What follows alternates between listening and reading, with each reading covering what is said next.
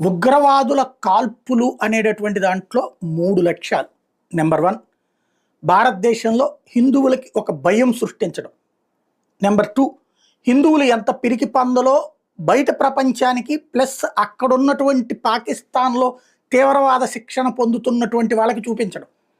అయ్యా నన్ను వదిలేసేయండి, మా బిడ్డను వదిలేసేయండి, మేము కల్మా చదువుతాం, ఇట్లా మాట్లాడారు అంటే చూసారో వీళ్ళు ఎంత వెదవలో అని చెప్పేటటువంటి ప్రయత్నం. తద్వారా వాళ్లలో చైతన్యం తెచ్చి మరికొంతమందిని తీవ్రవాదులను తయారు చేయడం, ఇది రెండో ఉద్దేశం.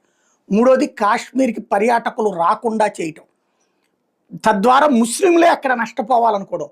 అక్కడ నిజంగా కాశ్మీరీలు ఎవడున్నాడు? ఎప్పుడో తరిమివేయబడ్డారే. ఆ రోజుల్లో కాంగ్రెస్ పార్టీ గవర్నమెంట్ ఉన్నటువంటి సందర్భంలో, కాంగ్రెస్ పార్టీ సపోర్ట్తో యునైటెడ్ ఫ్రంట్ గవర్నమెంట్ ఉన్నటువంటి సందర్భంలోనే తరిమివేయబడ్డారు అక్కడ ఉన్నటువంటి వాళ్ళందరూ. ఓచకోత కాశ్మీరీ పండిట్లు ఇప్పటికి కూడా మన దగ్గర ఆ కాశ్మీరీ శాలువాలు అమ్ముకుంటూ బతుకుతూ ఉంటుంటారు, రోడ్ల పక్కన కనబడుతూ ఉంటుంటారు. ఆ బతుకు ఎప్పుడూ అయిపోయింది వాళ్ళది. అక్కడ మిగిలింది ముస్లింలే.